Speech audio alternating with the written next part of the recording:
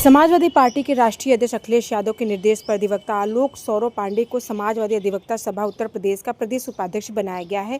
मनोनीत होने के बाद आलोक सौरव पांडे ने कहा है कि वो पार्टी नेतृत्व के विश्वास पर खरा उतरने का प्रयास करेंगे और संगठन को मजबूत करने के लिए पूरी निष्ठा से कार्य करेंगे।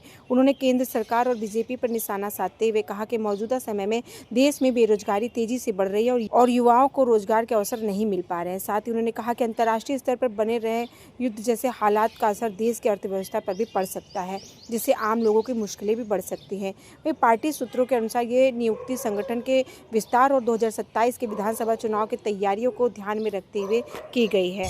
मैं प्रदेश उपाध्यक्ष अधिवक्ता सभा का बनाया गया हूं। इसके लिए मैं समाजवादी पार्टी के राष्ट्रीय अध्यक्ष और हमारे नेता श्री अखिलेश यादव जी का बहुत बहुत धन्यवाद करता हूं और मैं उनकी उम्मीदों पर खरा उतरूंगा।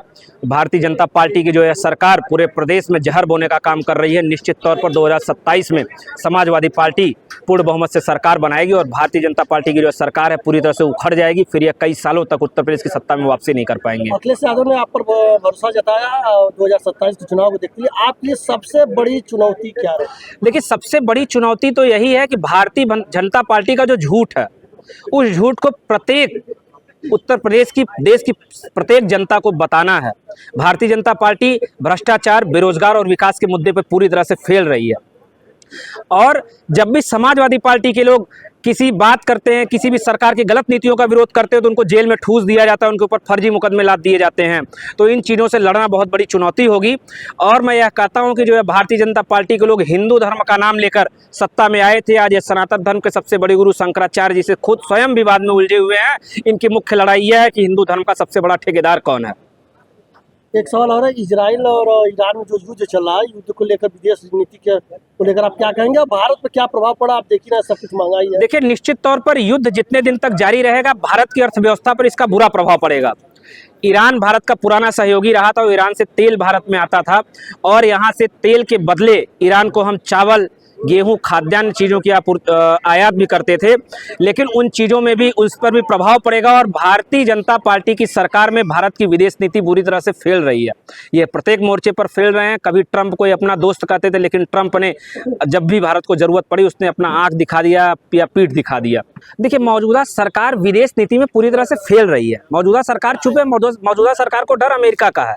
बोलेंगे क्या? बोलेंगे तो अमेरिका यहाँ भी चाप देगा। अभी आपने पाकिस्तान के साथ युद्ध में देखा ही, ट्रंप ने कैसे बोला कि युद्ध बंद हो जाए, तो युद्ध बंद हो गया। लेकिन भारतीय जनता पार्टी में जो भी इनके मुखिया हैं ये भारत का भला नहीं सोच रहे हैं और जो युद्ध है ये जितना लंबा जारी रहेगा इसका पूरा नुकसान पूरे विश्व को उठाना पड़ेगा। पूरे खाड़ी देशों पे लगातार हमला जारी है तो निश्चित तौर पर तेल के दाम तो बढ़ेंगे ही। मौजूदा सरकार क्यों चुप है, उसकी क्या वजह? मौजूदा सरकार चुप है क्योंकि अमेरिका का डर है उनको। किस तरीके का डर? अमेरिका, ट्रंप का डर है। ट्रंप लगातार धमकी देते रहते हैं। अभी तो टैरिफ बढ़ा दिया था उन्होंने भारत पर। अब ट्रंप ने धमकी दिया कि भाई आप रूस से तेल नहीं खरीदेंगे तो नहीं खरीदेंगे।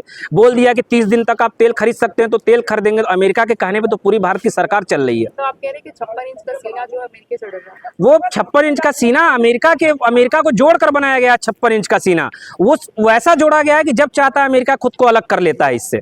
मैं अमित यादव, प्रदेश महासचिव अधिवक्ता सभा समाजवादी पार्टी। अभी आज हम लोग एक कार्यक्रम यहाँ पे रखे हैं और बनारस में जिला अध्यक्ष की पूरी कमेटी का आज मनोनयन पत्र दिया गया हमारे द्वारा और एक यहाँ पे आलोक सौरभ जी को प्रदेश उपाध्यक्ष बनाया गया और गिरीश चंद्र जी को प्रदेश सचिव बनाया गया अधिवक्ता सभा में। 2027 चुनाव को लेकर क्या आप लोग की रणनीति है और क्या चुनौती आपके लिए चुनाव? 2027 का चुनाव तो हम लोग जीतेंगे ही जीतेंगे, लेकिन आज जो समाज में चल रहा है, अधिवक्ताओं को मारा जा रहा है, पीटा जा रहा है, हम लोग का पहला यही है कि जो न्याय के प्रहरी हैं उन पे वो सुरक्षित जब नहीं है, उन पे हमलाएं हमेशा हर वक्त होता रह रहा है। तो हम अपने अधिवक्ता साथियों से एक विश्वास जगाते हैं कि आप लोग समाजवादी पार्टी की तरफ रुख मोड़िए और निश्चित रूप से हम लोग अधिवक्ता प्रोटेक्शन एक्ट लागू करवाया जाएगा।